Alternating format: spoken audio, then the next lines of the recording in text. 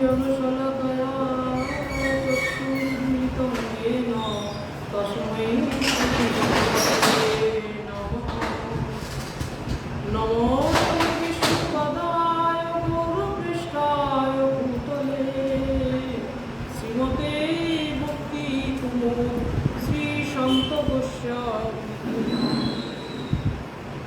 यस्य प्रसादात् भगवत्प्रसाद यस्य प्रसादन्यो गतिकृतयोऽपि ज्ञानस्तु भक्तस्य यशस्ति सन्नं वन्दे गुरो श्रीचरणोरविन्दं वन्दे गुरो श्रीचरणोरविन्दं वन्दे गुरो श्रीचरणोरविन्दं। नमो विष्णुपदाय कृष्णपृष्ठाय भूतले श्रीमते भक्ति सिद्धान्त सरस्वती वाञ्छाकल्पतरुभ्यश्च कृपा सिन्धुभ्येव च पतितानां पावनेभ्यो वैष्णवेभ्यो नमो महावदन्नाय कृष्णप्रेमप्रदायते कृष्णाय कृष्ण चैतन्य नाम्ने गौरी आनन्दलीलामय विग्रहाय हेमावदिव्यच्छवि सुन्दराय तस्मै महाप्रेमप्रदाय चैतन्यचन्द्राय नित्यानन्दस्तुभ्यं प्रेमानन्दप्रदायिने कलौ कल्मषनाशाय जाह्नवापतये पञ्चतत्त्वात्मकं कृष्णभक्तरूपस्वरूपकं भक्तावतारं भक्ताख्यं नमामि भक्तशक्तिकं। हे कृष्णकरुणासिन्धो दीनबन्धो जगत्पते गोपेश गोपिकाकान्त राधाकान्त कृष्णाय वासुदेवाय देवकी नन्दनाय च नन्दगोपकुमाराय गोविन्दाय तप्त काञ्चन गौराङ्गी राधे वृन्दावनेश्वरी वृषभानुसुते देवी प्रणमामि वृन्दावै तुलसी देव्यै प्रिया वै केशवस्य च विष्णुभक्तिप्रदे देवी सत्यवत्यै नारायणं नमस्कृतं नरं चैव नरोत्तमं देवीं सरस्वतीं व्यासं ततो जयमुदीरये तमादिदेव करुणानिधानं तमालवर्णं श्वेतावतारम् अपार संसारसमुद्रसेतुं भजमहे श्रीभगवत्संबुद्धं श्रीकृष्ण चैतन्य प्रभु नित्यानन्द श्री अद्वैत गदाधर श्रीवासादि गौरभक्तवृन्द। हरे कृष्ण कृष्ण कृष्ण हरे हरे हरे राम राम राम हरे श्रुतां श्रुतां नित्यं ज्ञातं मुदा चिन्ततां भक्ता श्रीमद्भागवतम्।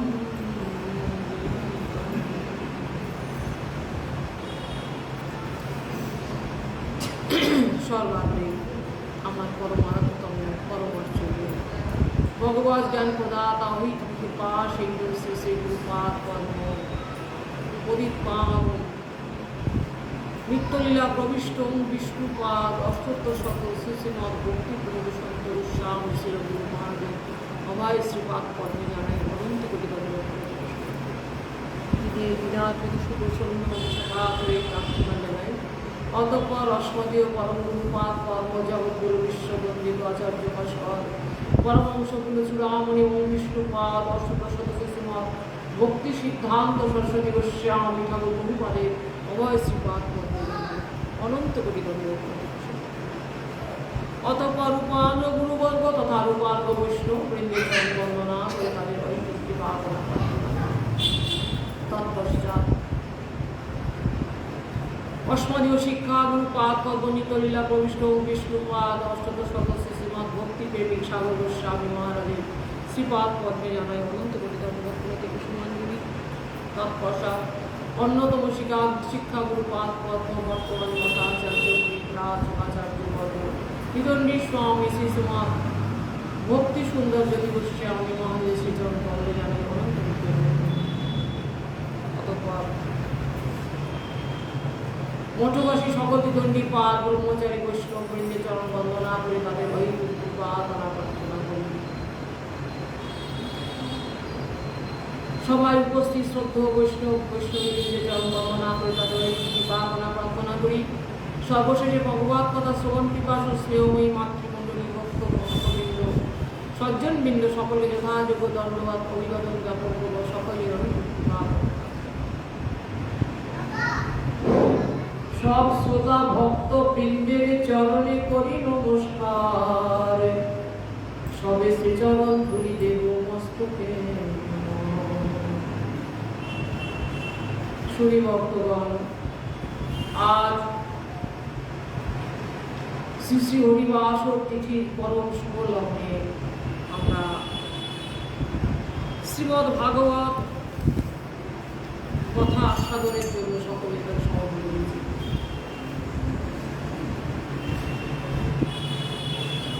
গত জন্মাষ্টমী তিথিতে আমরা ভগবানের আবির্ভাব লীলা সম্বন্ধে আলোচনা করেছিলাম, যদিও অত্যন্ত সংক্ষিপ্তভাবে করতে হয়েছে, কারণ সময়ের অ্যাডজাস্টমেন্টের ব্যাপার ছিল। আমার বক্তব্যের মধ্যে কোনো ভুল ত্রুটি থাকলে সকলে মার্জনা করবে। আজকের বিষয়বস্তু আমাদের নিত্য বিষয়, যেটা আমরা শ্রীমদ্ ভাগবত আস্বাদন করছিলাম,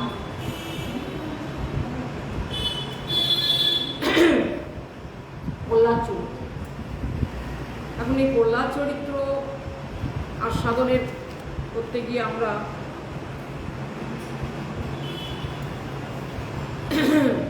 যে বিষয়ে আলোচনা করছিলাম সেখান থেকে আমরা এখানে আস্বাদন করবো।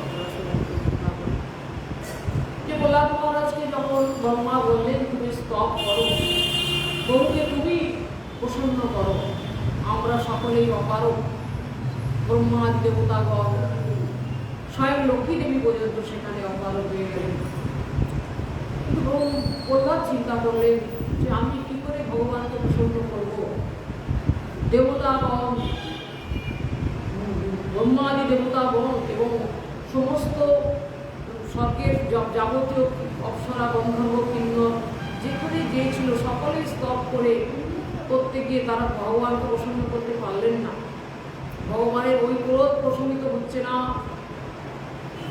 প্রহ্লাদের উপর যে দুরাচারণ করেছে হিরণ্যকশিপু, সেই ভোগ তিনি প্রশমিত হচ্ছে না তার। কিন্তু প্রহ্লাদ ভাবছেন আমি প্রভুকে স্তব করবো, সামান্য বালক আমি, অসুরকুল জাত, কি গুণ আছে? তখন তিনি যেটা বিচার করেছেন আমরা আলোচনা করেছি, ভগবানকে প্রসন্ন করতে কোনো গুণ, কোনো যোগ্যতা দিয়ে ভগবানকে প্রসন্ন করা যায় না। সেখানে প্রহ্লাদ মহারাজ যে শ্লোকের আমরা আলোচনা করেছিলাম সেখানে বলছেন, প্রহ্লাদ মহারাজ মনে মনে চিন্তা করছে যে ব্যাদস্য আচরণ কি, ব্যাধের কি আচরণ ছিল, দুর্বস্য চ বয়, দুবের কি এমন বয়স ছিল যে সে ভগবানকে কি দিয়ে প্রসন্ন করল। আর বিদ্যা গজেন্দ্রস্যতা কুবজয়া কিম রূপম অধিকম নাম কিমনাম রূপম অধিকম কিম তৎ সুধাম ধনম, সুদামার কি এমন ধন ছিল, বংশকা বিদুরস্য, বিদুরের কি এমন বংশতা, যাদব পথে উগ্রস্য, উগ্রসেনের কি এমন পৌরুষ বৃদ্ধ ছিলেন, তাকেই আসনে বসিয়েছিলেন সিংহাসনে ভগবান। বধুরা কেন না তিনি চিন্তা করেন, কেন ভক্তা তুষ্যতি কেবলম, ভগবানকে কি দিয়ে তুষ্ট করা যায়, নচ গুণই কি ভক্তি প্রিয় মাধব। অর্থাৎ আমাদের যতই গুণ থাক, যতই জন্ম ঐশ্বর্য শ্রুত শ্রী রূপ যা কিছু থাক, পাণ্ডিত্য বিদ্যা, এর দ্বারা ভগবানকে সুখী করা যায় না। তাই শ্রুতি কি বলছেন, নয়মাত্মা প্রবচনেন লক্ষ্য ন বিধায়া ন বহুন শ্রুতেন জমৈব শিবৃতের স্তেন লভ্য তস্যই আত্মা বিপুল যে কৌশ্যাম, অর্থাৎ এই ভগবানকে প্রবচন অর্থাৎ পাঠ কীর্তনের দ্বারা পাওয়া যাবে না, মেধা বুদ্ধির দ্বারা পাওয়া যাবে না, শ্রবণের দ্বারাও পাওয়া যাবে না। কিসের দ্বারা পাবো আমরা? যমৈবৈ শিবৃতে স্থেন ভক্ত, তিনি যাকে বরণ করে নেবেন তার কাছে ভগবান তার ভক্তি প্রকাশ করবে। এই প্রহ্লাদ বিচার করলেন। বিচার করে তিনি বলছেন, যেমন গজেন্দ্র, আমরা ধ্রুবের কথা আমরা আলোচনা করছি, যে ধ্রুব কি যোগ্যতা ছিল, ছেলে মানুষ, সে ভগবানকে লাভ করে গেল। কিন্তু এরপরে তিনি বলছেন কি না, গজেন্দ্রস্য কা, ওই গজেন্দ্রের কি বিদ্যা ছিল, বিদ্যা গজেন্দ্রস্য কা, গজেন্দ্রের কি ছিল, সে তো হাতির, মানে সেখানে তো কি পুরাকালে কি হয়েছিল, অগস্ত্য ঋষির অভিশাপে ইন্দ্রদুম্ন গজরূপ ধারণ করতে পেয়েছিল। কেন না, ইন্দ্রদুম্ন কখনো একসময় মৌনব্রত ধারণ করে সাধনা করছিলেন। সেই সময় অগস্ত্য ঋষি সেখান দিয়ে যাচ্ছিলেন, তিনি অগস্ত্য ঋষিকে দেখে তিনি অভিবাদন করলেন না, কিছুই নীরবে থাকলেন। তিনি তপস্যায় রত আছেন, তো নীরবে আছেন। অগস্ত্য ঋষি তার সম্মুখে চলে গেলেও তাকে অভিবাদন বা সম্মান কিছু করলেন না। তার এই অভিমান আর এই মহাজনের প্রতি তার অবজ্ঞা, দেখুন মহাজনের প্রতি অবজ্ঞা হলে কি হয়, ওদের মধ্যে সাধু সাবধান। আমাদের একটা কথা বলে যে গুরুপাদ পদ্মে বা বৈষ্ণবের নিকটে বাস করা আর বিষধর সর্পের কাছে বাস করা এক। কেন না, বিষধর সর্প যে কোনো সময় ছবল মারতে পারে, আর বৈষ্ণবগণ, শুদ্ধ বৈষ্ণবগণ এবং গুরুপাদ পদ্মের কাছে থেকে যদি আমার জ্ঞাত বা অজ্ঞাতভাবে যদি কোনো অপরাধ হয়ে যায়, তার নিস্তার নেই, ভক্তি পথ থেকে সে চিরবিচ্যুত হয়ে যাবে। তবে সাধু সাবধান। বলছেন কি, এখন এই মহতোচ্চারণে অপরাধ হয়ে গেল গজেন্দ্রের। ইন্দ্রদূত রাজা তিনি হস্তি হয়ে জন্ম নিলেন। তোমার এই মদমত্ততা, অর্থাৎ তুমি হস্তি জন্ম। প্রভু এ কি করলেন আপনি, আমাকে এমন একটি জন্ম দিলেন, তোমার চিন্তা নেই, তুমি হস্তি হয়ে জন্ম নিলেও তোমার ভক্তি নষ্ট হবে না। তোমার যে শুদ্ধ ভক্তি হৃদয়ের মধ্যে আছে, সেই ভক্তির দ্বারাই তুমি ভগবানকে লাভ করতে পারবে। মহতের অবগম আশীর্বাদে তিনি সেই লাভ করেছিলেন। আপনারা সকলে জানেন, এটা গজকুম্ভীর যখন সেখানে যুদ্ধ হল, গজরাজ তিনি চলেছেন সপরিবারে জল পান করতে, জল ক্রীড়া করতে, তো সেখানে কুমির তার পা ধরে জন্ম নিয়েছিল। সেই কুমিরেরও একটা ঘটনা আছে। কুমির হয়ে কে জন্ম নিয়েছিলেন না, দেব ঋষি। দেব ঋষি স্নানে গেছে। এখন স্নানে গেলে তখন হুহু বলে একজন গন্ধর্ব ছিল, তিনি দুষ্টুমি করে জলের মধ্যে তার চরণ ধরে টান দিয়েছিল। তখন কে আমার চরণ ধরে টান দিল, তখন সে তাকে দেখে দেব ঋষি খুব অসন্তুষ্ট হলো। সে ক্ষমা প্রার্থনা করে, যে প্রভু আমার তো অপরাধ হয়ে গেছে, আপনি ক্ষমা করুন। বলে না, তোমার অপরাধের মুক্তি নেই, তুমি আমার পা ধরে টেনেছো তো তোমার কুমির হয়ে জন্ম, কুম্ভীর হয়ে জন্ম। আর যেহেতু চরণে স্পর্শ করেছে তো বৈষ্ণবের, তাই ভগবান কর্তৃক তুমি উদ্ধার লাভ করো, আমার চিন্তা। সেই সব ঘটনা এখানে বলছেন তিনি। তো তাই হয়েছিল, যখন গজরাজ বা পরিবারে যখন চলে গেলেন, স্নানে গেলেন সেই সরোবরে, তখন কুমির তার পা ধরে টেনেছিলেন। আর তার মধ্যে প্রচণ্ড যুদ্ধ হলো, গজকুম্ভের যুদ্ধ, সকলে জানেন এগুলো। তখন সেই গজরাজ তখন অত্যন্ত কাতর স্বরে ভব হে গোবিন্দ রাত শরণ আবত জীবন হারে नीर पिबन हेतु गयो सिंधु के किनारे सिंधु बीच बसत ग्रह ले गयो मझधार। বলে আমাকে, আমি জল পান করার জন্য গিয়ে এসেছি, আমাকে আজ গজর কুমির আমাকে আক্রমণ করতে, তুমি আমার বহু যুদ্ধ হয়েছিল, কোনোভাবেই তিনি পারেননি। তার পরিবারে তার সঙ্গে যারা সহচরগণ ছিল তারাও চেষ্টা করেছেন তাকে রক্ষা করতে কুমিরের হাত থেকে, কিন্তু তারা পারলেন না। তখন তারা ক্লান্ত হয়ে সবাই ফিরে চলে গেলেন। এখন গজরাজ একা সেই সরোবরের মধ্যে, তখন তিনি নিরুপায় হয়ে ভগবানের শরণাগত হয়েছিল। যখন শরণাগত হলেন, ভগবান তাকে কৃপা করে উদ্ধার। তুমি শুয়ের পরে একটা পদ্ম দিয়ে তিনি ভগবানের চরণে দেওয়ার দিলেন, ভগবান তাকে কি করলেন, উদ্ধার করে চক্র সে গ্রাহক মারি গজরাজ को উদ্ধার। চক্র দ্বারা গ্রাহকে মারলেন আর গজরাজকে উদ্ধার। গ্রাহক উদ্ধার হল না, কুমির উদ্ধার হল না? বলে হ্যাঁ, কেন উদ্ধার হল? ভগবানের একটা নাম হচ্ছে পতারি গতি, অর্থাৎ তিনি যাকে হত্যা করেন, ভগবান যাকে মারেন নিজে হাতে, তার সদ্গতি হবে, তাকে তিনি সদ্গতি দেন। পতারি গতি গায়ক ভগবানের এক নাম, তাই কুমিরকেও তিনি উদ্ধার করে দিন। এরকম সব বলছেন। তারপরে কি বলছেন, কুবজয়া কি নাম রূপম অধিক। কুবজার কি রূপ ছিল? কুবজা তো একদম কুচ, পিঠের পরে একটা বিশাল কুচ, কুৎসিত দেখতে, কিন্তু তিনি ভগবানের পাটরানি বলেন। কি করে তিনি কি কিসের দ্বারা পেয়েছিলেন তিনি ভগবানকে? না, ভগবানকে তিনি চেয়েছিলেন পতির ভক্তি। কেন? ভক্তি প্রিয় মাধব, ভক্তির দ্বারাই ভগবানকে জয় করা যায়। যখন রাম অবতারে তিনি শূর্পণখা হয়ে জন্ম নিয়েছিলেন কুবজা, তিনি রামচন্দ্রের রূপ মাধুরী দর্শন করে তাকে প্রতিরূপে বরণ করতে চেয়েছিলেন। রামচন্দ্র বলেছিলেন, রামচন্দ্র বলে তুমি লক্ষণের কাছে যাও। তখন লক্ষণের কাছে যখন গেলেন, লক্ষণ করলেন কি তার নাক কেটে দিলেন। এখন এই অবস্থায় কুবজা চলে গেলেন রাবণের কাছে, গিয়ে সমস্ত কথা বললেন আর সীতা দেবীর রূপের মহিমাও বর্ণনা করলেন। তখন রাবণ সংকল্প করলো, আমার ভগ্নীকে এত অপমান করা ঠিক আছে, ওই সীতা দেবীকে আমি গ্রহণ করি। এই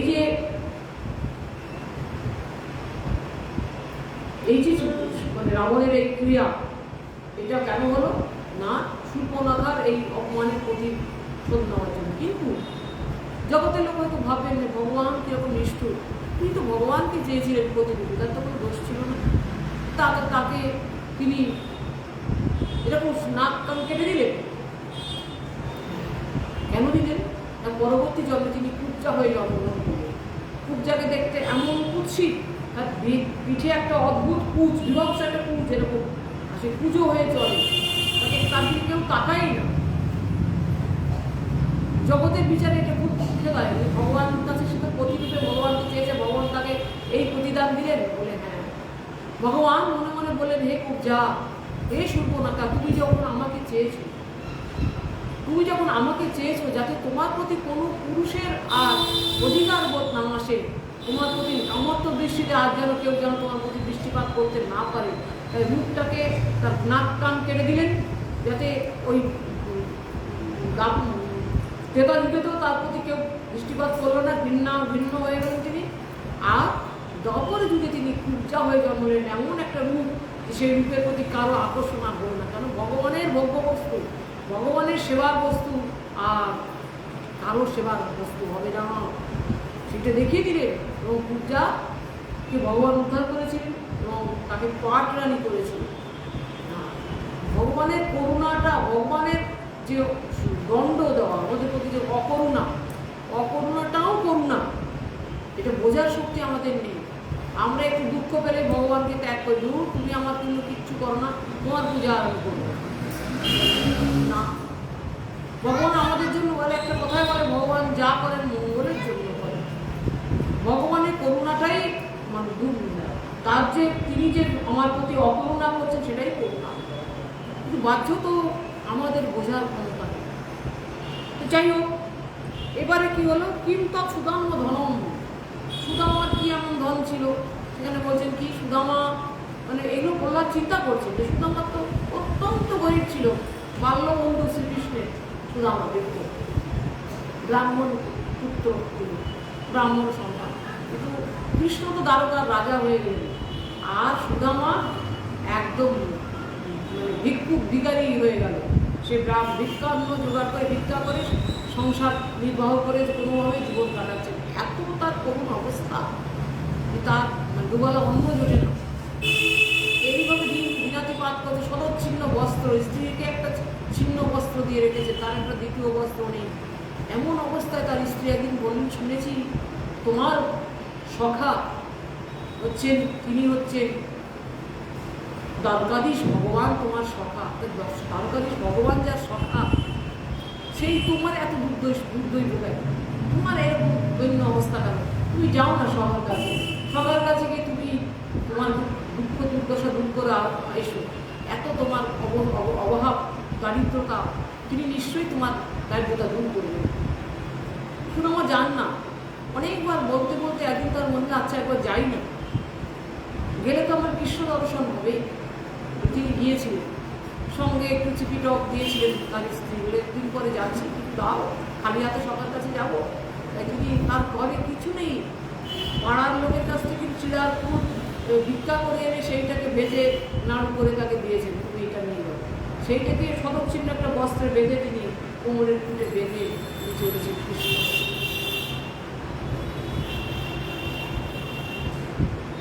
তখন তিনি যখন অনেক দূরের রাস্তা, তো হাঁটতে হাঁটতে হাঁটতে হাঁটতে তত্ত্ব বালুকাময় রাস্তা, তার পায়ে ফসকা পড়ে গেছে, তত্ত্ব বালুকাময় রাস্তা হাঁটতে হাঁটতে হাঁটতে বহুদিন পরে তিনি তার পায়ে এসে পৌঁছেছে।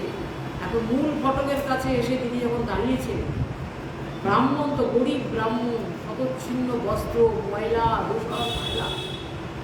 এখন এরা ভাবছে, দ্বারপালগণ ভাবছে এ বোধহয় একটা কোনো মানে ভিখিরি, একে তাড়িয়ে দিচ্ছে।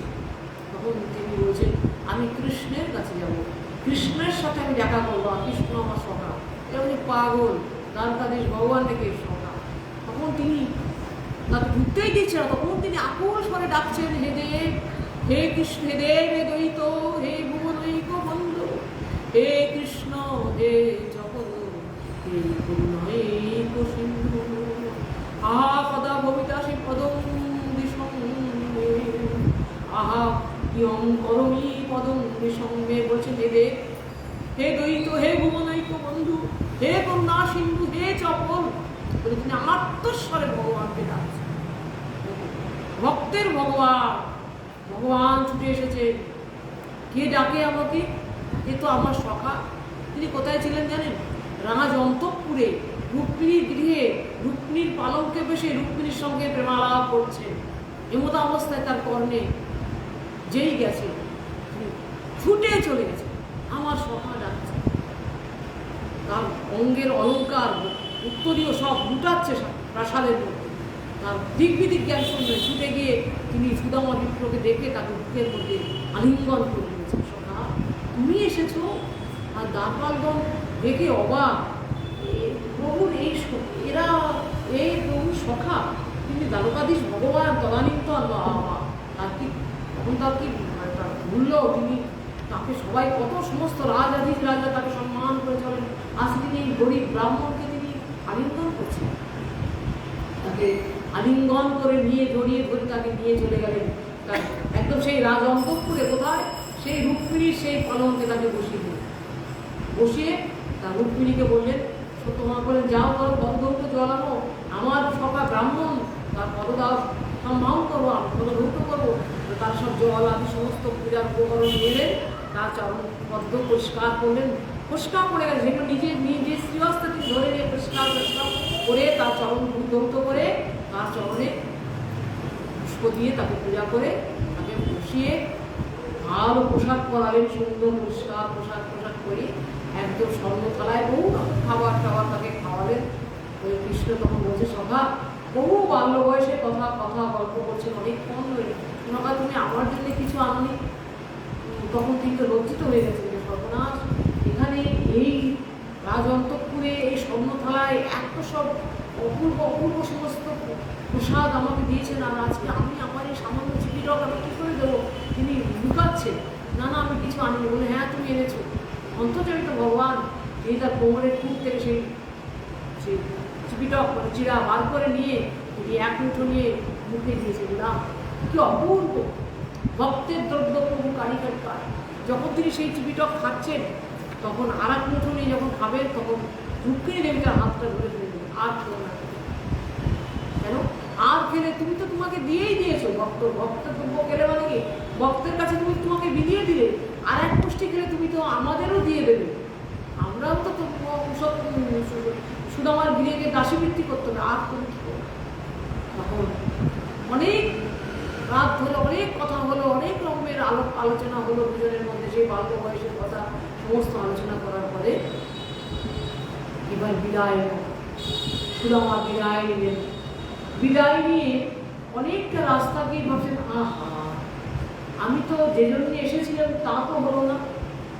বলে কি? দেখুন, ভগবান পূর্ণ বস্তু, ভগবানকে যদি কেউ লাভ করে তার কোনো অভাব থাকে না, তিনি পরিপূর্ণ হয়ে যান, তার মধ্যে কোনো চাহিদা থাকে না, তিনি তৃপ্ত হয়ে যান। তিনি বলছেন, হায় হায় আমার স্ত্রী যে আমাকে বললো যে কিছু অর্থ তার কাছ থেকে চেয়ে আনতে, আমার অভাব সংসারে, তো আমার তো চা খাওয়া হলো না।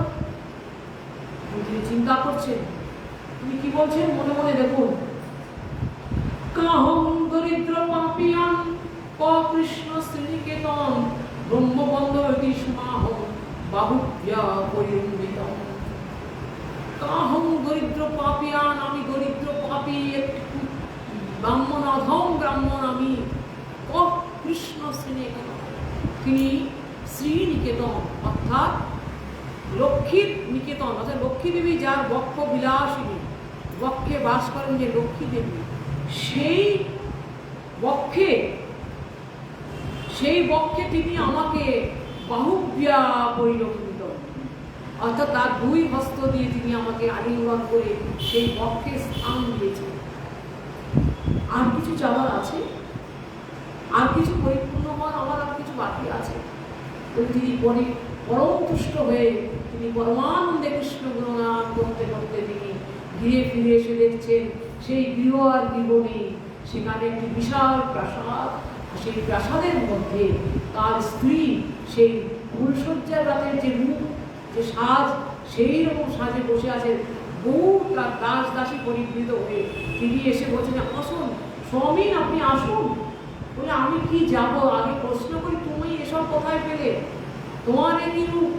তখন বলছেন, প্রভু আমি জানি না, আমি রাত্রে শুয়েছিলাম, ঘুম থেকে উঠে দেখছি আমি এই বিরাট প্রাসাদের মধ্যে শুয়ে আছি, দাস দাসী পরিবৃত হয়ে, বস্ত্র অলঙ্কারে পরিবৃত হয়ে, আমি কিছু বুঝতে পারছি না।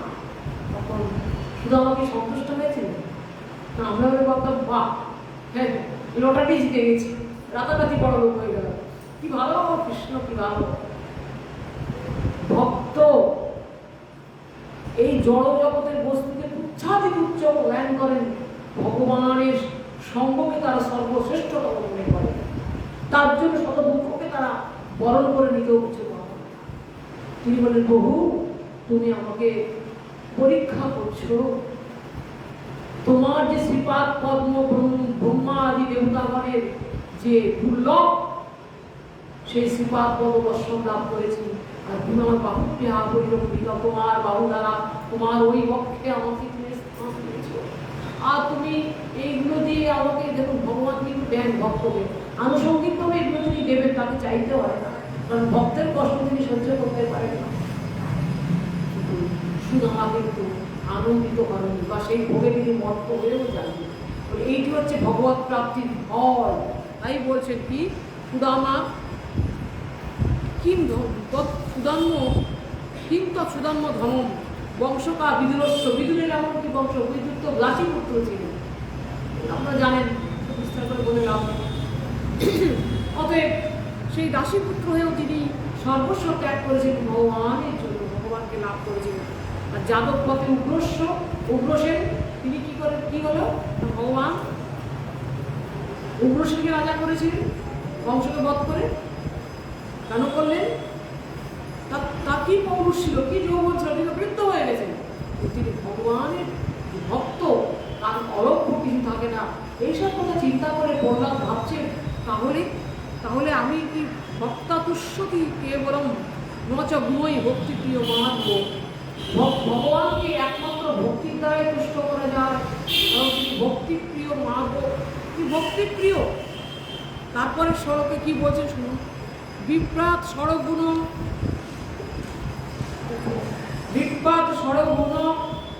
জুতা অদরবিন্দ নাম পদারবিন্দ বিমুখাং সবচং বরিষ্ঠম মন্যে তদর্পিত মনোবচন হিতার্থ প্রাণং পুনাতি সকুলং নতু গুণিমানা।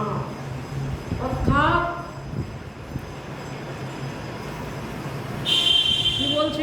মানেটা শুনুন, তারপর আমি বলছি।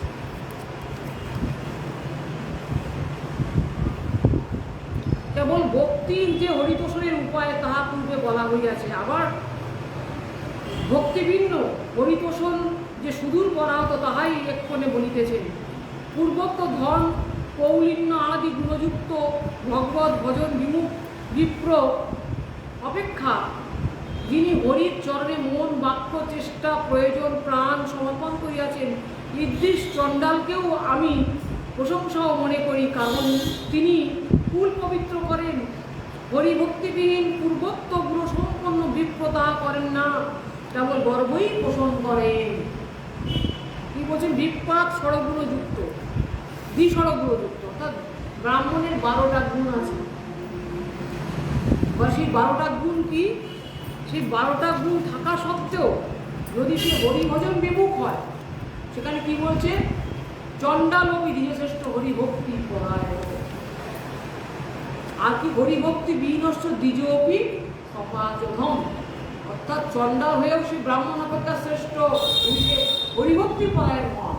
আর ব্রাহ্মণ হয়েও যদি হরিভক্তি পরায়ণ না হন, তাহলে তিনি চণ্ডাল অপেক্ষাও নিকৃষ্ট। দেখুন, পুরাকালে ব্রাহ্মণ নির্ণয় করা হতো গুণ এবং ক্রিয়া দ্বারা, তার গুণ এবং কর্ম দ্বারা ব্রাহ্মণ নির্ণয় হতো। বর্তমান যুগে জন্মের দ্বারা ব্রাহ্মণত্ব নির্ণয় হয়, কিন্তু জন্মের দ্বারা ব্রাহ্মণ নির্ণয় হয় না। কেন? জন্ম না জায়তে শূদ্র, জন্মের দ্বারা জন্ম যখন হয় সে ব্রাহ্মণের ঘরের সন্তান হোক, আর ক্ষত্রিয় ঘরের সন্তান হোক, কায়স্থ ঘরের সন্তান হোক, শূদ্র ঘরের সন্তান হোক, কিন্তু জন্ম না জায়তে শূদ্র। জন্ম যখন হয় তখন সে শূদ্রই থাকে। যখন সংস্কার হয়, সংস্কার কি হয়? দ্বিজ উচ্চতে। সংস্কার যখন হয়, উপরের সংস্কার যখন হয়, তখন তাকে বলে দ্বিজ। আর বেদ পাঠাত ভবে বিপ্র, যখন সে বেদ পাঠ করে, শাস্ত্র অধ্যয়ন করে, তখন তাকে বলা হয় বিপ্র। আর ব্রহ্ম জানাতি ইতি ব্রাহ্মণ, যখন সে ভগবানকে জানবে, ব্রহ্মকে জানবে, তখনই সে ব্রাহ্মণ। তাহলে শুধু তুলসীদাস বলছেন ব্রাহ্মণ ভাই কেয়া করে তো কলামে লাভ সুতা ভাব ভক্তি কুছ নেই ऐसे जंगली होता। তুমি এটা গড়া, একটা সুতোর বড়াই করছো, আমি ব্রাহ্মণ। ওর দ্বারা ব্রাহ্মণ তো নির্ণয় হয় না। ব্রাহ্মণ একটা গুণের কথা, সেই গুণ যদি তার মধ্যে না হয়, যেমন ডাক্তারের ছেলে হলে সে ডাক্তার হবে না, তাকে ডাক্তারি পাস করতে হবে। একটি ব্রাহ্মণের ছেলে, সে ব্রাহ্মণ পূজা করতো, যজমান ব্রাহ্মণ।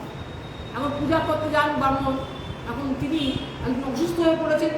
ছেলেকে বলছে, দেখ একটা ভালো পূজা ছিল যজমানের বাড়িতে, তুই তো পূজার নিয়ম টিয়ম কিছু শিখলি না, তুই যদি শিখতিস না তাহলে আজকের এটা আমার হাত ছাড়া হতো না, অনেক কিছু পেতাম পূজা বেদ। বলে, বাবা আমি সব জানি, সব পারবো। তুই জানিস? কোথায় শিখবি? বলে, আমি সব জানি, সব পারবো, তুমি চিন্তা করো, আমি যাবো। তুই যাও, তাহলে দেখ পারবি তো? বলে, হ্যাঁ পারবো। তো চলে গেছে। অনেকটা রাস্তা গিয়ে, অভ্যস্ত নেই, অনেকটা রাস্তা গিয়ে ভাবছে, হায় রে, আমি তো শালগ্রাম মানিনি, কী করে পূজা করবো? অতটা দূর আবার তো ফেরত গেলে হবে না, দেরি হয়ে যাবে। এখন একটা পুকুর পাড় থেকে যাচ্ছিল, ওই গোল গোল শামুকগুলো আছে না, গোল গোল শামুক দেবে, ওই একটা শামুককে ধরে নিয়ে লাল কাপড়ে জড়িয়ে নিয়ে চলেছে, ওইটাতে গাছ কাজ ফেলবে, কেউ জানতে পারবে। বলে দাদার বাড়িতে গেছেন, গিয়ে তাদের আসনে সেখানে তাকে স্থাপন করেছেন, লাল কাপড় জড়িয়ে জড়িয়ে সেখানে স্থাপন করে তিনি পূজায় বসে যান। মাঝে মাঝে পূজা করতে করতে পারে একটা মানে এরকম করে হাত দিয়ে চাপড় মারছে, হাত দিয়ে চাপড় মারছে। এখন ওখানে কিছু দুষ্ট ছেলেরাও ছিল, তারাও দেখছে পূজাটা, যে ব্রাহ্মণ পূজা করছে আর শ্যালক ধরে ভালো করে চাপড় মারছে। মানে কি হচ্ছে, এই মানে শামুকটা, এ তো শামুক, এতে চলতে শুরু করবে, নড়বে, চলে যাবে, এরকম যাতে না চলে যায়, এক জায়গায় থাকে, বারবার চাপড় মারছে আর পূজা মন্ত্রম পূজা যা ইচ্ছে তাই করছে, পূজা তো যায় চেক করে যাচ্ছে। খানিক্ষণ বাদে এই চাপড় মারাটা ভুলে গেছে, খেয়াল নেই, অভ্যাস নেই। আর সে শামুক তো হাঁটতে হাঁটতে আস্তে আস্তে আস্তে অনেকটা রাস্তা চলে গেছে।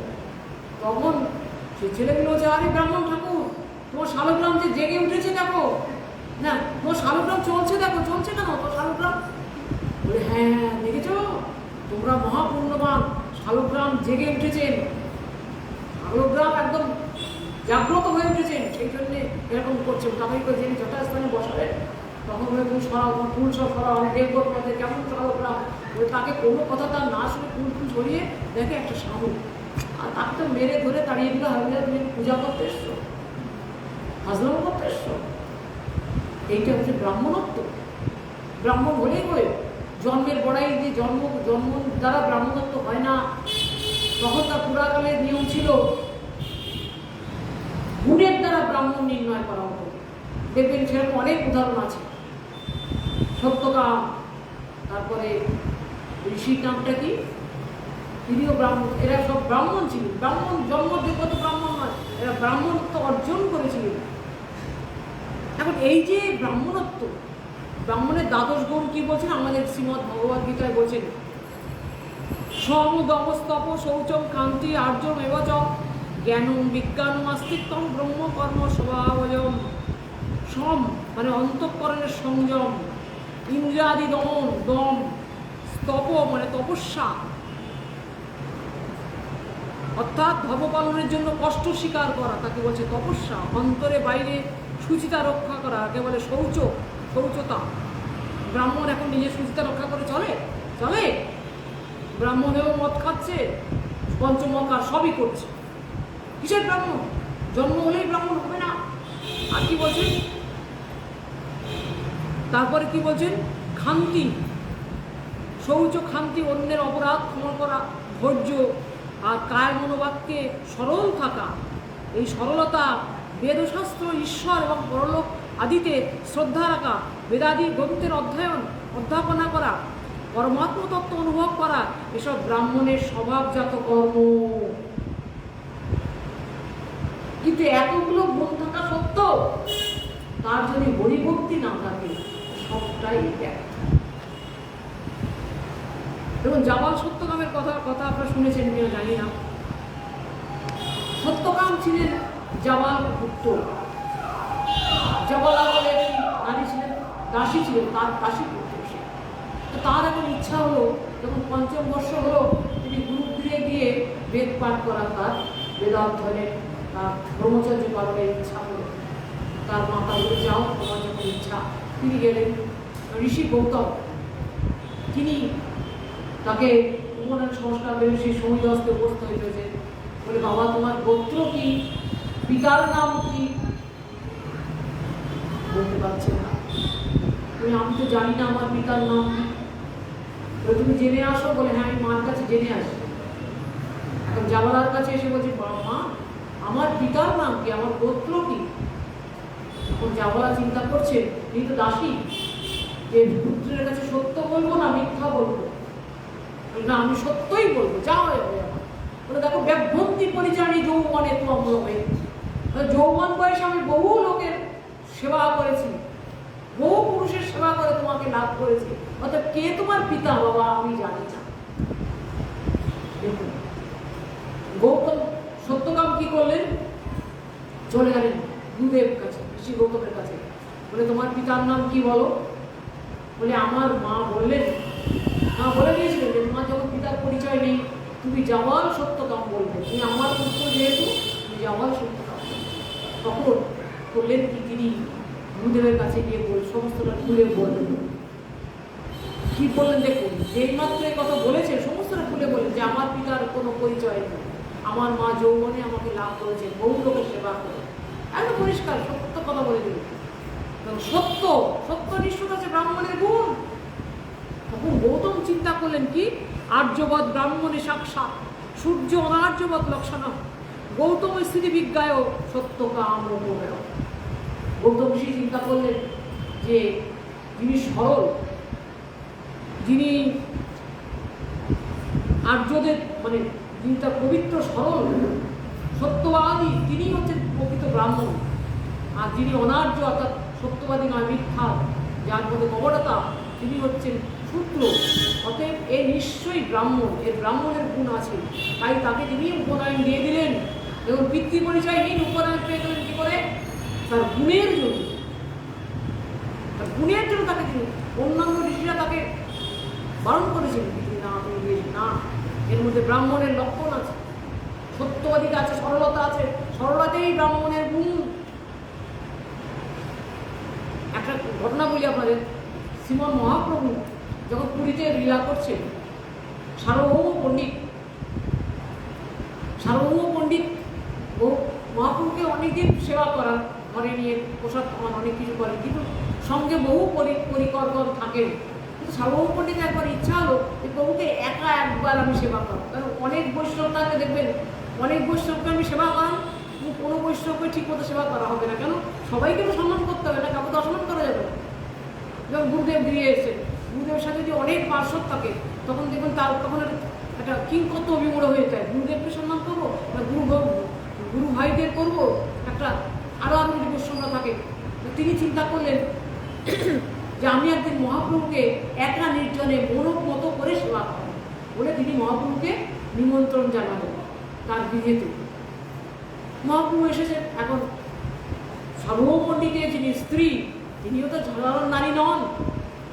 তিনি মনোসুখে অনেক অপূর্ব অপূর্ব সমস্ত চৈতন্যের সমস্ত কিছু বর্ণনা আছে, সমস্ত রান্ধন করে কৃষ্ণে ভোগ্য সব অপূর্ব সুন্দর সুন্দর খাদ্য সম্মান রন্ধন করে তিনি ভোগ দিয়ে সাজিয়ে রেখেছেন। মহাপ্রভুকে নিয়ে চলেছেন একটা নির্জন কক্ষে, যেখানে কৃষ্ণের সেবা হয়েছে। এখন কৃষ্ণের যে আসনটা দিয়ে ভোগটা দিয়েছে সেখানেই মহাপ্রভুকে বসাচ্ছে। কৃষ্ণ মহাপ্রভু বলছে, না এখানে আমি কি করে বসি, এটা কৃষ্ণের আসন। প্রভু কৃষ্ণের প্রসাদ তো সেবকরাই ভোগ করে, তুমি তো স্বয়ং ভগবান, তুমি বসবে, তোমাকে আমি বসাবো। তাকে আসনে বসালেন, বসিয়ে সমস্ত একদম সাজিয়ে দিয়েছেন অপূর্ব সুন্দর সুন্দর বিশাল বিশাল ব্যাপার, স্তূপ অন্ন স্তূপাকৃতি অন্ন ব্যঞ্জন আদি সাজিয়ে সব। এখন এনার একজন জামাতা, এনার একজন কন্যা ছিলেন, আর মহাপন্ডিতের কন্যার নাম ছিল কি ষাঠি। ষাঠির যে সর্বপদের জামাতা মানে ষাঠির স্বামী, সে ছিল একটু এইসব ব্যাপারে মানে এইসব বিরোধী, নাস্তিক টাইপের। সে ভাবছে দেখি কী খাচ্ছে, দরজা বন্ধ করে কী মহাপ্রভুকে কী দিয়ে খাওয়াচ্ছেন একটু দেখবো। লোভী ছিল, লোভী হচ্ছে। তিনি ওই ভাত দিয়ে দেখে উড়ি এত অন্ন, ওই সন্ন্যাসী এত খায়, হ্যাঁ তো 10-12 জন খেতে পারতো, এরকম করে বলেছে। যেই বলা সার্বভৌম পণ্ডিত খুব দুঃখিত হলো, তিনি ছুটে লাঠি নিয়ে তার পিছনে ধাওয়া করেছে। তোর এত বড় স্পর্ধা, তুই মহাপ্রভু সেবায় এরকম বিঘ্ন সৃষ্টি করছো। তখন সার্বভৌম পণ্ডিতের স্ত্রী তিনি চিৎকার করে বলছে যে আমার ষাঠি, না স্ত্রী কন্যার নাম ছিল ষাঠি, ষাঠি রান্ডি হোক। উড়িয়া ভাষায় বলে রান্ডি, রান্ডি মানে কি বিধবা। ওই ষাঠি রান্ডি হোক, ষাঠি বিধবা হয়ে যাও, আমার এরকম জামাই দরকার নেই। আমার প্রভুর সেবাকে এরকম নিন্দা করলো, খুব দুঃখ করছেন তারা। তখন মহাপ্রভু বলে তোমরা দুঃখ করো না, আমি সব করবো। ভগবান প্রসাদ গৌসুন্দর প্রসাদ পেলেন, প্রসাদ পেয়ে গৌসুন্দর চলে গেছেন তার বিয়েদের বাসস্থানে। এখন মহাপ্রভু পরের দিন গোবিন্দকে জিজ্ঞাসা করছেন, ভক্তদের না কাশী মিস্ত্রিকে জিজ্ঞাসা করছেন যে ওদের খবর কী, সার্বভৌম পণ্ডিতের খবর কী। সার্বভৌম পণ্ডিত তিনি তো খুব দুঃখিত অন্তঃকরণে ছিলেন। তবে শুনছি ওনার যে জামাতা অমর, তার বিশুচিকা ব্যাধি হয়েছে, অর্থাৎ কলেরা। তখনকার দিনে কলেরা হলে মানুষ বাঁচত না, শয্যাশায়ী হয়ে আছে। আর সার্বভৌম পণ্ডিত আর সার্বভৌমের স্ত্রী খুব আনন্দিত যে হ্যাঁ ঠিক হয়েছে, উপযুক্ত শাস্ত্র মরুক। দেখুন ভগবানের প্রতি প্রীতিটা কতটা গাঢ় যে নিজের কন্যা বিধবা হবে তাকে দুঃখ নেই। তিনি মহাপ্রভু কিচ্ছু বললেন না, চুপচাপ চলে এসেছে। এসে সেই অমোঘ শুয়ে আছে, অমোঘের পাশে বসে তার বুকে এরকম হাত দিয়ে বলছে, অমোঘ সহজে নির্মল এই ব্রাহ্মণ হৃদয়, তোমার হৃদয়টা তো সহজ নির্মল, কিন্তু ব্রাহ্মণ কেন? কৃষ্ণের বসিতে এই যোগ্য স্থান হয়। ব্রাহ্মণের হৃদয় হবে নির্মল, যেখানে কৃষ্ণ বসবেন। কৃষ্ণ তো অবদ্ধ বসেন না, যার হৃদয়টা নির্মল সেখানেই কৃষ্ণ বসে। তা বলছে মাৎসর্য চন্দ্রা নিচে কেনে বসাইলে, পরম পবিত্র স্থান অপবিত্র কইলে। মাৎসর্য মানে অন্যের উৎকর্ষতা দেখে যার হিংসা হয় তাকে বলে মাৎসর্য। অর্থাৎ মহাপ্রভুর অত খাওয়ার যত্ন আদি দেখে তার তো সহ্য হচ্ছে না, তার তো ওরকম খাবার দেওয়া হচ্ছে না, তাই তিনি মাৎসর্যে অভিভূত হয়ে নিন্দা করেছিলেন মহাপ্রভুকে। তিনি সন্ন্যাসী এত খায়, 10 জন কে নেবে। এখানে ব্যাখ্যা দিলেন যে সহজে নির্মল এই ব্রাহ্মণের হৃদয়। ব্রাহ্মণের হৃদয়টি কেমন হবে না নির্মল। মহাপ্রভু শ্রীমুখের বাণী। তো মাৎসর্য চন্দ্র কেন বসায়নি? এখানে তুমি তো মাৎসর্য চন্ডা তোমার হৃদয়ের মধ্যে কেন বসায়? কেন তোমার চিত্তের মধ্যে এত হিংসা, দেশ, এসব কেন? এগুলো তো সূর্যের লক্ষ্য। তুমি তো ব্রাহ্মণ, ব্রাহ্মণের তো এইসব গুণ থাকা উচিত নয়। কারণ ব্রাহ্মণের হৃদয়তেই ভগবান বসে, কৃষ্ণের বসতির এই যোগ্যস্থান হয়। এই জন্য বলছে চণ্ডালবিদিত শ্রেষ্ঠ হরিভক্তি পরায়ণ। তিনি হরিভক্তি পরায়ণ, যার মুখে একবার কৃষ্ণ নাম কীর্তন হয়, হোক তিনি চণ্ডাল, হোক কুকুরভোজী চণ্ডাল, সেই যথার্থ বেদ অধ্যয়ন করেছে, যথার্থ আরাধনা করেছে, তপস্যা করেছে, ব্রহ্মচর্য করেছে, সেই প্রভূত বৈষ্ণব ব্রাহ্মণ অপেক্ষা শ্রেষ্ঠ। বলছেন হরিভক্তিবিহীন দ্বিজ অপি সপাজধম। যে হরিভক্তিবিহীন সে ব্রাহ্মণ হলেও সে মানে চণ্ডালের থেকেও নিকৃষ্ট। সেইটা প্রহ্লাদ মহারাজ বলছেন। কি বলছেন? এই যে ব্রাহ্মণের গুণ, ব্রাহ্মণের এই সমস্ত গুণ থাকা সত্ত্বেও সে কি হচ্ছে না, হচ্ছে বিপ্পাদ সড়গুলো ব্রাহ্মণ দ্বিসড়ক গুণ, মানে ব্রাহ্মণের এই যে গুণের কথা বললাম, এই রকম দ্বাদশ গুণ থাকা সত্ত্বেও যদি ভগবানের পদারবিন্দ থেকে সে বিমুখ হয়ে থাকে, তার সে দ্বিজপি, সে সপচদম, অর্থাৎ সে তার সেই গুণের কোনো মূল্য নেই। কি বলছেন? কেবল ভক্তি ভগবানকে সন্তুষ্ট করার একমাত্র উপায়। কারণ ভক্তি হরিদর্শনের দ্বার যে সুদূর করা হতো তাহাই, আবার ভক্তি ভিন্ন, অন্য কিছু দ্বারা ভগবানকে সন্তুষ্ট করা যাবে না। বলছেন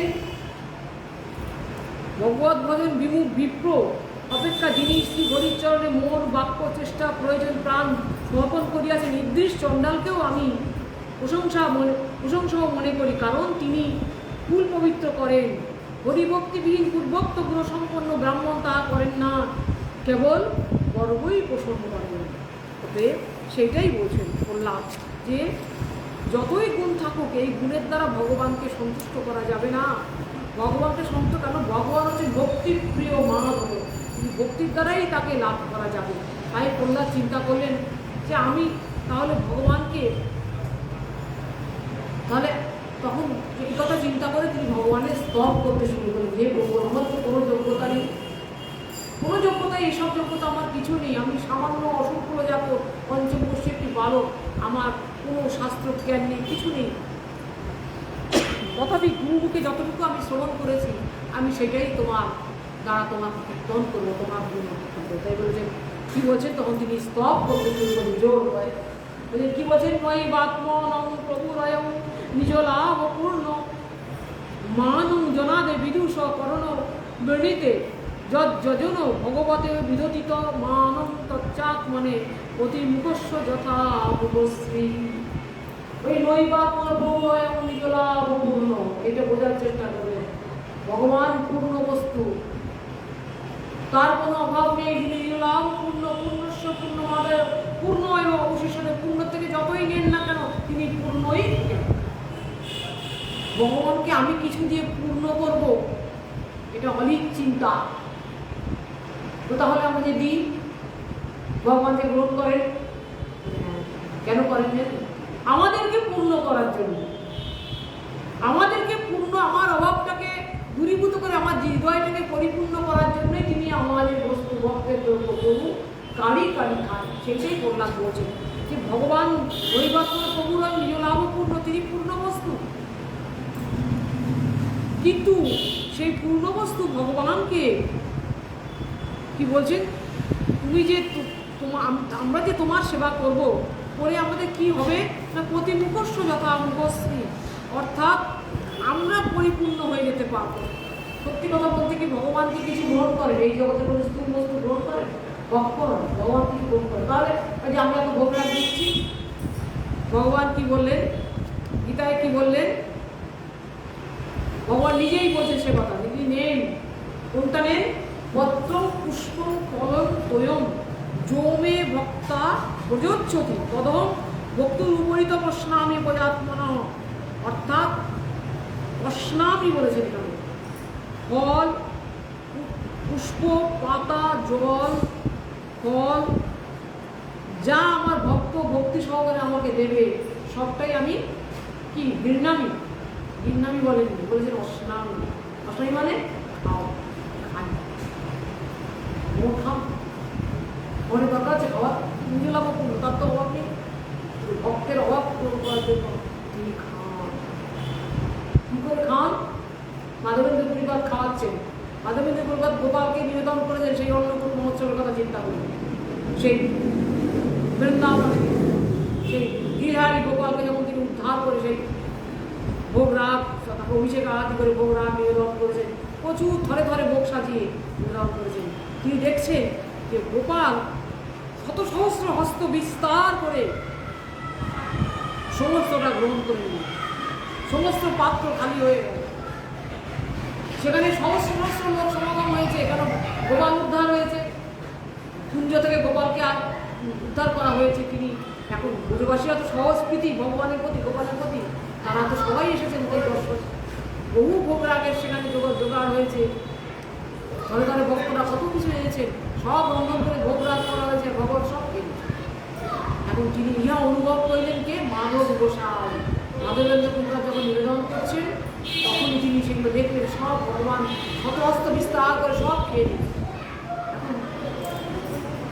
মাধবেন্দ্র কুমার ভাবছেন ভগবান সব খেয়ে দিলে তুমি কিচ্ছু রাখলে না, তা আমার যে এত ভক্ত এসেছে যে কি দেবো আমি, কত উত্তম উত্তম বস্তু দিয়েছেন।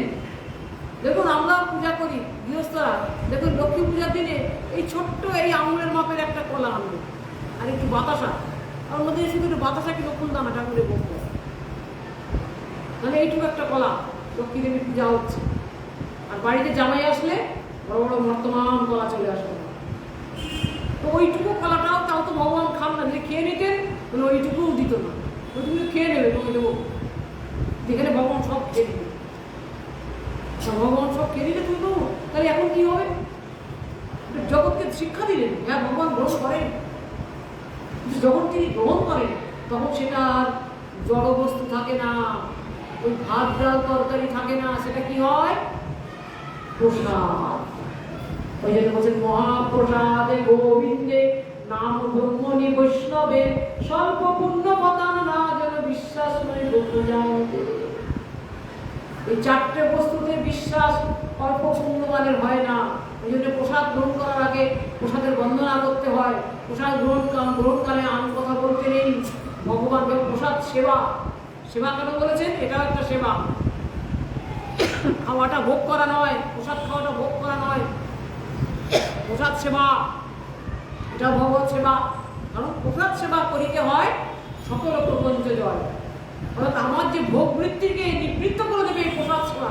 দেখবেন একজন প্রসাদ ভোজি নিত্য যদি প্রসাদ ভোজন করে, তার তখন এই জগতের আমিষ কথা চিন্তা করে তার ঘৃণা এসে বসে দেয়, কেন? চিঠি প্রসাদ ভোজি হয়ে গেছে তো না, প্রসাদের যে আস্বাদন, সেই আস্বাদন যদি তার মধ্যে একবার প্রবেশ করবে, সে আমিষ গ্রহণ করতে পারবে না। তো বলছেন তখন কি করলেন ভগবান? মৃদু মৃদু হেসে তার হস্তে স্পর্শে আবার সব পূর্ণ করলেন, সব আবার পূর্ণ করে দিলেন। পূর্ণস্য পূর্ণমাদায় পূর্ণম এব অবশিষ্যতে, পুণ্যের থেকে যতই নেন পূর্ণই থাকে, ভগবান গ্রহণ করে আবার সব দিয়ে দিলেন। সেটা তখন কি হলো? প্রসাদ হয়ে গেল, সেটা আর অন্য ব্যঞ্জন থাকবে, সেটা প্রসাদে পরিণত হবে, ভগবান গ্রহণ করে। সেই প্রসাদ আমরা গ্রহণ করলে কি হয়?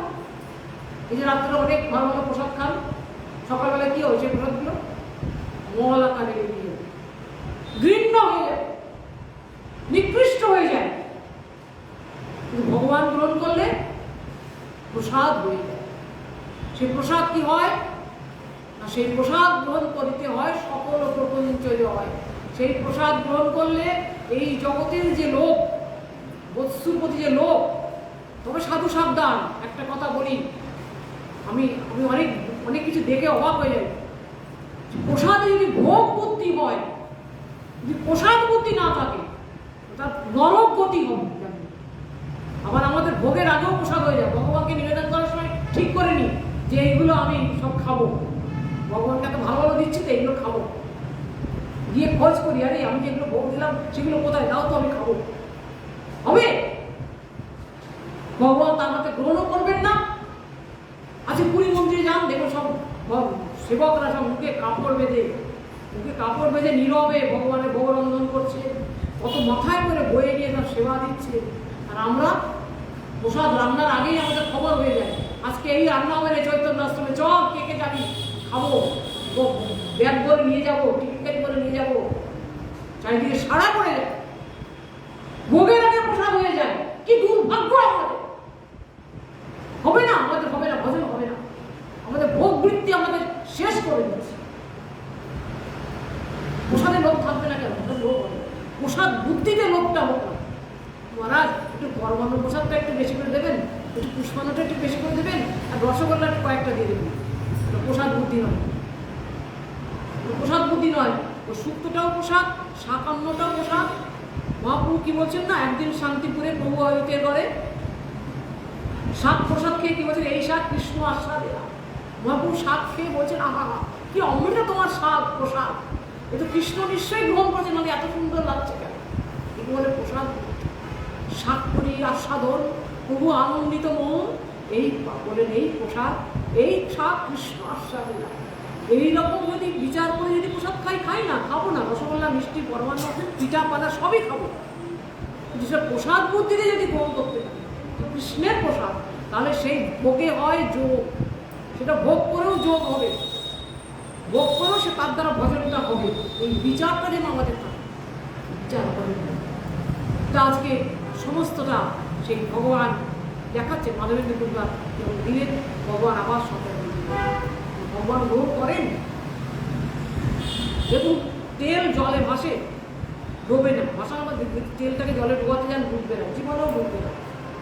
কিন্তু সেই তেল যেটা লোহার বলে মাখিয়ে যদি জলের মধ্যে ফেলে দিই, ডুবে যাচ্ছে কি না? কেন? লোহার বলের সাথে সংস্পর্শ হয়ে যাচ্ছে। এই জন্য ভগবান বলছেন ভক্তির উপরিতম স্নান, তোমার ভক্তি মিশ্রিত বস্তু যখন ভগবান দেন, ভক্ত দেয়, ভগবান সেই ভক্তি মিশ্রিত বস্তুটা গ্রহণ করে। উদাহরণ দেবেন, বিদুরের ঘরে কলার পোশাক খাননি তিনি, পত্র পুষ্প ফলের অস্নামি আমি খাই কেন? যখন বিদুরের স্ত্রী যখন প্রেমে গদগদ হয়ে কৃষ্ণকে দর্শন পেয়ে তিনি বাহ্যজ্ঞান শূন্য হয়ে গেছেন, বৃহত্তম কৃষ্ণ বলছে তুমি আমাকে কিছু খেতে দাও, আমার বড় ক্ষুধা। কারণ সেখানে দুর্যোধনের কাছে গিয়েছিলেন, মানে তিনি সেই যুদ্ধের সন্ধি করার জন্য, শেষ রক্ষা করার জন্য, যাতে কুরুক্ষেত্রের যুদ্ধটা না হয়, শেষ চেষ্টা করার জন্য তিনি সন্ধি করতে এসেছিলেন। কিন্তু দুর্যোধনের বিয়ে তিনি কিচ্ছু গ্রহণ করেন। তিনি স্বর্ণপাত্রে বহু রকমের ভিক্ষা আদি দিয়ে বহু রকম সজ্জা সাজিয়ে তার সব খাবারের ব্যবস্থা করেছিলেন। কৃষ্ণ বললেন আমার ক্ষুধা নেই, খাবো না। বিদুরের ঘরে এসে বললেন প্রচণ্ড ক্ষুধা পেয়েছে, কি খেতে দাও। বিদুর ছিলেন না, বিদুরের স্ত্রী মনে মনে খুব কাঁদছেন। আসল তিনি জানেন যে কৃষ্ণ তো দ্বারকাধীশ, তিনি আসছেন সব রাজগিরির রাজবাড়িতে, তার কানে খবর তো গেছে এখানে কৃষ্ণ আসছেন, এখানে হস্তিনাপুরে, আমার বিয়ে আসবে না। তখন বিদুর বলেন পাগলি মেয়ে কোথা কানে, আরে তিনি রাজাধীশ রাজ দ্বারকাধীশ, তিনি আসবে আমার এই খণ্ডকুটিরে? হ্যাঁ, তবুও তিনি কাঁদছেন, ঠাকুর তুমি তো আমার বিয়ে আসবে না, কিন্তু ভক্তের ভগবান তিনি এসে উপস্থিত হলেন। তাকে দেখে বিদুরের স্ত্রী তিনি দিকদিশা জ্ঞান শূন্য হয়ে গেছে, কি করবেন কি না করবেন। তখন কৃষ্ণ বলছেন আমাকে কিছু খেতে দাও, বড্ড ক্ষুধা পেয়েছে। তখন বলছেন প্রভু কিছু ঘরে নেই, ও তো ভিক্ষায় গেছে, যদি আসে ভিক্ষা যদি কিছু পায় তবে তোমাকে দেবো, কি দেবো প্রভু? ওই যে তোমার খাটের তল দেখছে একটা দিক কলা, ওইটা দেবো, তাই নাকি? ও তাই তো। তখন কলাটা বের করে এনে সে কলাটা ছুলে কলাটা ফেলে দিচ্ছে, না খোসাটা কৃষ্ণকে দিচ্ছে, কলাটা ছুঁড়ে ফেলে দিচ্ছে, খোসাটা কৃষ্ণকে দিচ্ছে, আর দর করে অশ্রু ধারা বলছে। তিনি পাগলের মতো কৃষ্ণকে দর্শন করতে, হে প্রভু সত্যই তুমি ভক্তের ভগবান, তুমি আমার পাগল কুটিরে এসেছো, কি সৌভাগ্য আমার। আর তখন বিদুর ফিরছে দূর থেকে, ওইটা দেখে তুই করছিস কি রে পাগল, হ্যাঁ ভগবানকে পোশাক খাওয়াচ্ছিস। কৃষ্ণ কি করলেন, বিদুরের হাতটা ধরলেন, বিদুর বাধা দিও না, বাধা দিও না। কেন প্রভু? ওই আমি এইরকম বস্তু কখনো খাইনি। কি খেয়েছিলেন ভগবান? কলাও খান না, খোসাও খান না, পিঠা বানা পোশাক কিছুই খান না। যদি আমার সেই দানের মধ্যে, সেই সেবার মধ্যে যদি আমার ভক্তি থাকে, তবে আমি যা দেবো না সেটাই ভগবান খায়। আমার সামর্থ্য অনুসারে আমি যা দিই সেটাই ভগবান গ্রহণ করবে। অনেক দিলাম কিন্তু আমার ভক্তি নেই, তাহলে সেটা ভগবান গ্রহণ করে না। সেটাই বলছে যে আজকে প্রহ্লাদ মহারাজ সেই কথাই বলছেন যে আজকে প্রভু তোমাকে কে পাবে? রইবা তুমি তো নিরলাভ পূর্ণ, তোমাকে তো পূর্ণ করার মতো ক্ষমতা আমার নেই। তবে তুমি কি অতি মুখস্ব যথা মুখশ্রী একটা উদাহরণ দিলেন যে আমরা যে পূর্ণ হব কিসে? যেমন বলছে যদি আমার আয়নায় যদি আমার মুখটা সুন্দর দেখতে হয়, দেখতে ইচ্ছা হয়, তাহলে কি করবো? আমি যে আয়নার মুখটাকে সাজাবো না, নিজের মুখটাকে সাজাতে হবে, সাজিয়ে তবে আয়নায় দেখতে হবে, তবে তো সুন্দর দেখতে পাবো। তো ভগবান হচ্ছে মূল বস্তু, তাকে যদি তৃপ্ত করতে পারি, তাকে যদি আমি পরিপূর্ণ করে তাকে যদি তার প্রীতি দান করতে পারি, তার প্রতি তিনি যদি আমার প্রতি প্রীতি লাভ করেন, তবে আমিও সন্তুষ্ট, আমারও সমস্ত অভাব পরিপূর্ণ হয়ে যাবে, আমিও আনন্দিত পরমানন্দ লাভ করতে পারবো। তাই বলছে। একটা ছোট্ট ঘটনা বলে শেষ করি, শুনেছেন আপনারা, তবুও আমি বলছি। একজন ব্রাহ্মণ তিনি গিয়েছেন তিরুপতিবালা। এখন তিরুপতিবালাতে গিয়ে তার ইচ্ছা হলো যে ভগবানকে দর্শন করবো বলে তিনি এসেছেন। গরিব ব্রাহ্মণ, তার কিছু নেই। তিনি হাঁটতে হাঁটতে বহুদিন পরে সেখানে গিয়ে পৌঁছেছেন। পৌঁছানোর পরে সেখানে লাইন দিয়েছে। লাইন দেওয়ার পরে যাদের দেখুন তিরুপতি যারা গিয়েছেন, যারা স্পেশাল টিকিট কেটে যায় তাদের লাইনটা কম হয়, আর যারা বিনা পয়সায় দেখেন তাদের অনেকক্ষণ লাইন দিতে হয়। লাইন দিয়ে সকাল 9টায় লাইন দিয়ে এখন বেলা 3টের সময় তার লাইনটা শেষ হয়েছে। তিনি গিয়ে পৌঁছেছেন তিরুপতিবালার সামনে। তিরুপতিবালা যারা গিয়েছেন জানেন সেখানে ভগবানের ঐশ্বর্যের কোনো অভাব নেই। এখন সোনার মন্দির আর সমস্ত রত্নখচিত সমস্ত ভগবানের অঙ্গ শোভা বিরাজ করছে, তার মুকুট কেউর মুকুট সমস্ত মানে অঙ্গ মণিমুক্ত মাণিক্য যে তিনি সজ্জিত হয়ে আছেন। তাকে দর্শন করে সেই ব্রাহ্মণ ভাবছে ভগবানের কাছে এলাম দর্শনে, তো ভগবানকে তো কিছু দিতে পারে, কী দেবো আমি? দেখছেন ভগবান তোমার তো সব আছে, আমার তো দেওয়ার মতো কিছু দেখতে পাচ্ছি না, আমি তো গরিব ব্রাহ্মণ। তিনি তখন কি বলছেন শুনুন, রত্নাকরস্তব গৃহ গৃহিণী চ পদমা কিং দেবমস্তি ভগতে জগদীশ্বরায়। হে প্রভু, রত্নাকরস্তব গৃহ, তোমার গৃহটি রত্নে রাখো, রত্নময় তোমার গৃহ। আর গৃহিণী চ পদমা, পদমা মানে লক্ষ্মী দেবী, লক্ষ্মী দেবী তোমার গৃহিণী, তোমার বক্ষ বিলাসিনী, সর্ব ঐশ্বর্যের অধিষ্ঠাত্রী দেবী তোমার বক্ষ বিলাসিনী। তোমাকে আমি কিং দেবমস্তি ভগতে জগদীশ্বর, আমি তোমাকে কি দেব? আমরা ভাবি ঠাকুরকে একটা কিছু দিয়ে বলি ওইটা আমি দিয়েছি, কিচ্ছু দিতে পারার ক্ষমতা আমাদের নেই। প্রভু তোমার সব আছে, কিন্তু আমি দেখতে পাচ্ছি তোমার একটা জিনিস নেই। মন দিয়ে শুনবেন, কি নেই? তোমার মনটা তোমার কাছে নেই। কেন? তোমার মনটা, তোমার ভক্তগণ তোমার মনটা চুরি করে নিয়ে চলে গেছে, সেটা তোমার কাছে নেই। তুমি কি করে জানলে?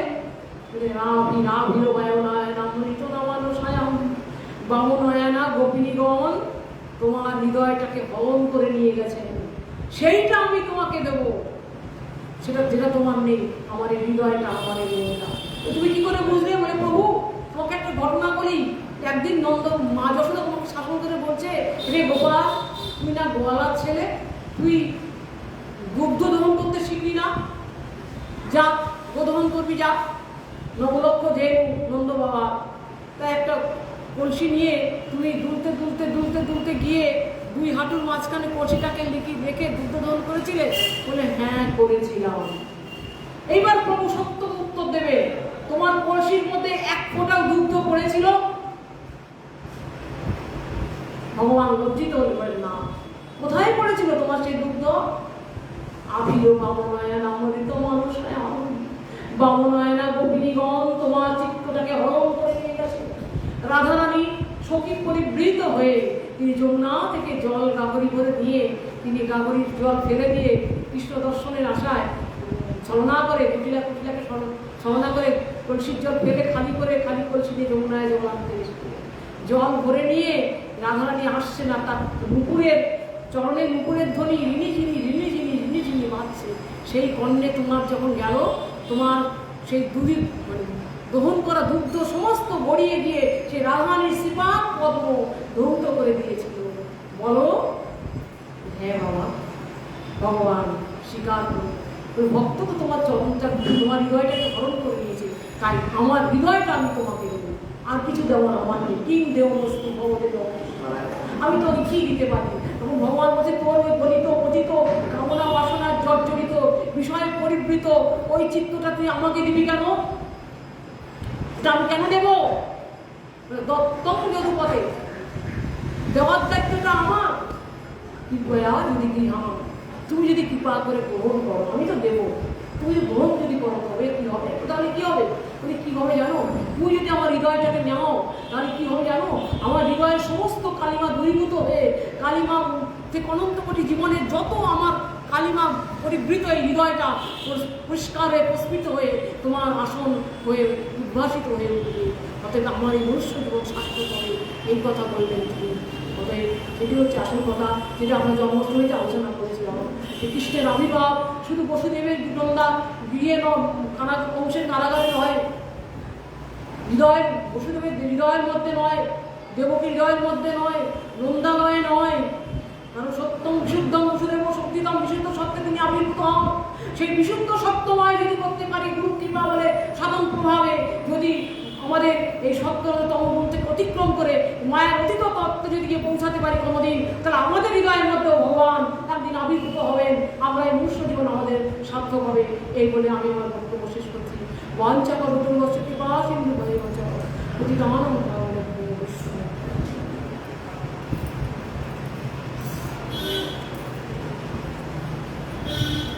একটু থাকে না এখানে বলবো।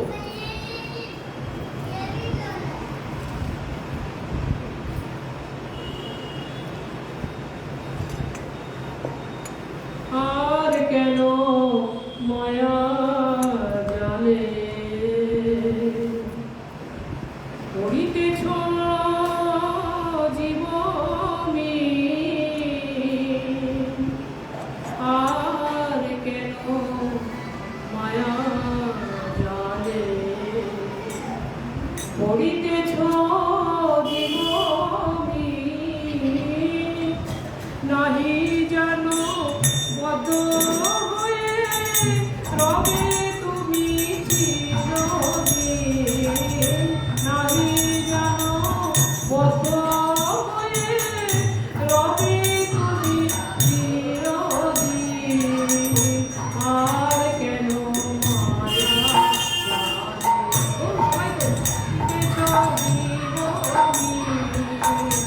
আর কেন মায়া করিতেছ জীবনী, অতি তুচ্ছ ভোগ আসে,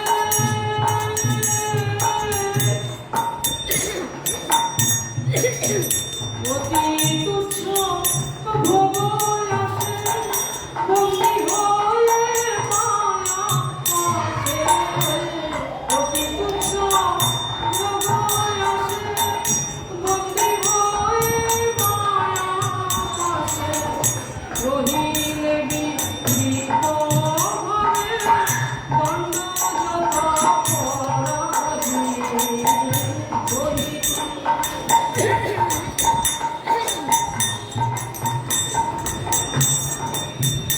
আর রহিলে বিকৃত ভাবে দণ্ড যথা পরাধীন, আর কেন মায়া করিতেছ জীবনী, আর কেন মায়া করিতেছ জীবনী, এখনো ভগবতী বলে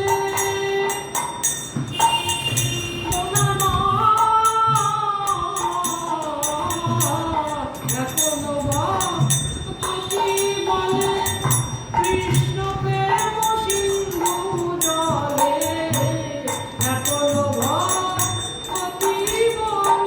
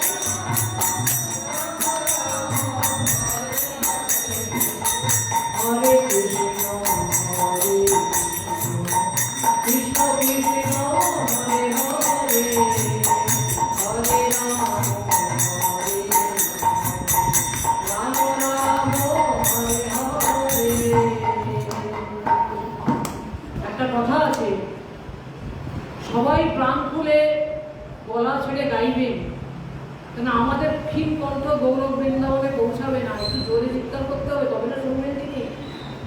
বুঝলি কৃষ্ণ কোথায়, কৃষ্ণকে কোথায় পাবেন? অনন্ত কোটি বিশ্ব ব্রহ্মাণ্ডে কোথাও কৃষ্ণকে খুঁজে পাবেন না। কৃষ্ণকে কোথায় পাবেন জানেন? কৃষ্ণ কথায়, কৃষ্ণ কথার মধ্যেই কৃষ্ণ আছে। এই যে আমরা ওই কথা আলোচনা করছি, যে কৃষ্ণ কথায় পাঠ করছি, মনে হচ্ছে এতক্ষণ যেন আমরা কৃষ্ণ সঙ্গ লাভ করছি, মনে হচ্ছে কিনা বলুন? কৃষ্ণ কথার মধ্যেই কৃষ্ণ আছে। মদ ভক্তা যত্র গায়ন্তী তত্ত্ব তিষ্ঠামি নারদ। হে নারদ, আমি বৈকুণ্ঠেও থাকি না, জমিনে হৃদয়েও চাই থাকি না, আমার ভক্তগণ যেখানে আমার গুণ কীর্তন করে সেখানে। অতএব সেইটা মনে রাখবেন, সকলেই পাঠে আসবেন প্রতিদিন এবং হরিকথা শ্রবণ কীর্তন করবেন, তাহলে দেখবেন কৃষ্ণ সঙ্গ লাভ হবে। হরিহরায় নম কৃষ্ণ যাদবায় নম হরিহরায়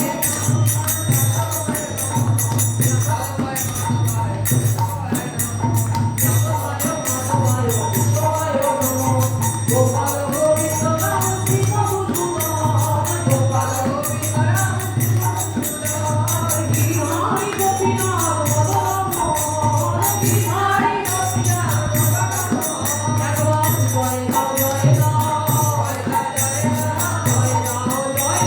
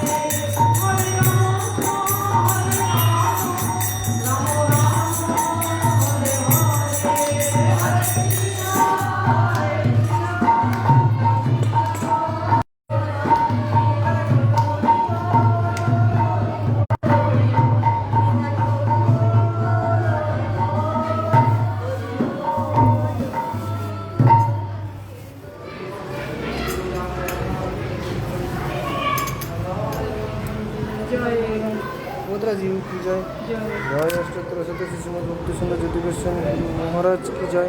জয় जय नित्य महाराज की जय। জয়